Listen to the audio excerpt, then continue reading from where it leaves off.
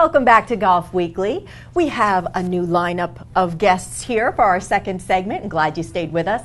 We have Stephen Thompson. He's with the Island School of Golf. Lisa Dahlstrom joins us from the Heritage Golf Collection, and Mr. Greg Baxter. He is the superintendent of the Shipyard Golf Club. Great to have you guys here. Thanks for having us. We're going to talk a little golf course maintenance. Everything is greening up outside and looking kind of pretty, but there's a lot that goes on behind the scenes. And Greg, you're one of the area experts here that can really shed some light on what are some of the things that you all do to make our golf courses look so pretty. Yeah, well, the biggest thing that's getting ready to happen is airification on the golf courses. And you know, this is the time of year when the superintendents around the island become the bad guy. You know, they're tearing up a perfectly good green. Well, there's a reason behind it, and the reason is, you know, we have to control thatch in the greens and pulling the airification plugs and taking them out is that process. And being able to move water and nutrients through the soil, and that's the purpose of airification. Now, then you throw sand on top of that. That helps the firmness of the greens get firmer and everything. So that's one of the processes that we do. Is it opening up the root system? Exactly. That is like giving everybody a little bit more room to grow and develop? Once you pull a core out of a green, it cuts rhizomes out of there and it creates new plants. Okay. Is basically what you're doing, and also filtering, being able to transfer fertilizer and water down through the root system. And basically, what you see on the top is that's all good, but superintendents are trying to maintain what's down below. And then that's the biggest thing of airification. And it inconveniences a few golfers, or our golfers, for a short period of time, but the long-term effect is what we're looking for over the course of the year. Well, you're saying that the whole process usually is about 2 weeks? Right. Well, it takes us 2 days to do the process, but then it takes us probably 10 to 14 days to heal after that, and then we're fine after that. So you'll see, there'll be some frequent top dressing on during the course of this growing season, but that's just to help the firmness of the greens throughout the season, and then after that it's you're back to overseeding greens again, and in the fall. So it's really looking at the big picture when you're out there playing and not getting too bent out of shape. Stephen, you were saying off camera, just deal with it. It's just kind of, you're dealing with different green conditions of the greens with each course that you go to, and this might be a little bit more of a challenge, but you can work through it, right?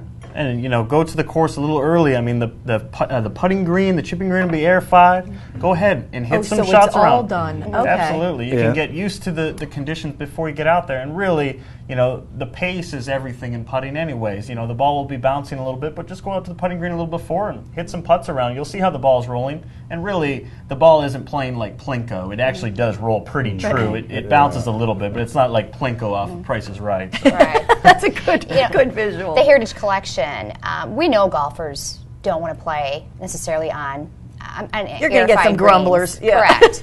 So the uniqueness with the collection is that we try to space out our airifications. We can't plan around people that are coming down to the island for their vacations. So what we try to do is separate different airification dates so that someone that's coming maybe week 1 of May would have the ability to play 3 or 4 golf courses that are not airified, and then a week or 2 later it would be changing. So we do try to give the golfer that's coming down, especially in the spring, summer, the opportunity to play a golf course that's not airified. Because generally, you said the airification takes place May, June, that time frame. And then most golf courses in the area actually do a second airification. Well, Shipyard's a little different. We have a different variety of grass, and we have it's called Diamond Zoysia, and we actually only airify it once.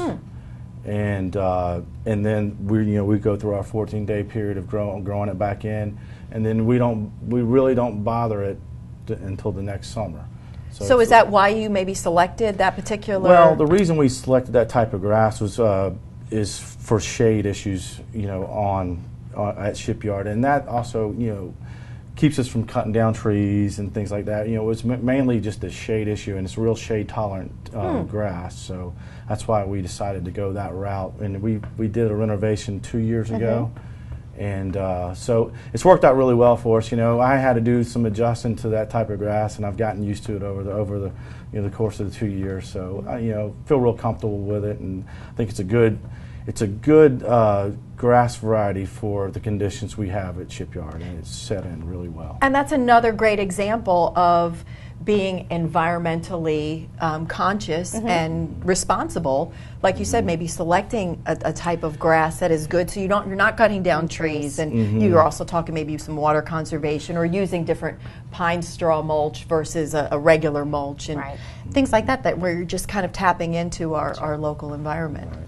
We do use recycled mulch. I would say it's a debris pile from sea pines, and they actually bring it over to us for free. So all the beds you see at Shipyard that are mulched, you know, we don't pay for that, but we're also helping sea pines get rid of some extra mulch that they do have. So we do use, you know, do things like that in the industry that helps everybody out, really. So, that's cool. And so you said all of the golf courses will be going through this, but it's nice that if they have any questions, they can just contact you, because you can let them know. It's kind of a staggered process. Yeah, when they right call now in, with as far in terms of the airification. Yeah, when they call in to reservations to make some tee times, they would inform the guests that, you know, for example, Shipyard is being airified, but we have Oyster Reef and Pemmican Hall that are not undergoing airification at that time.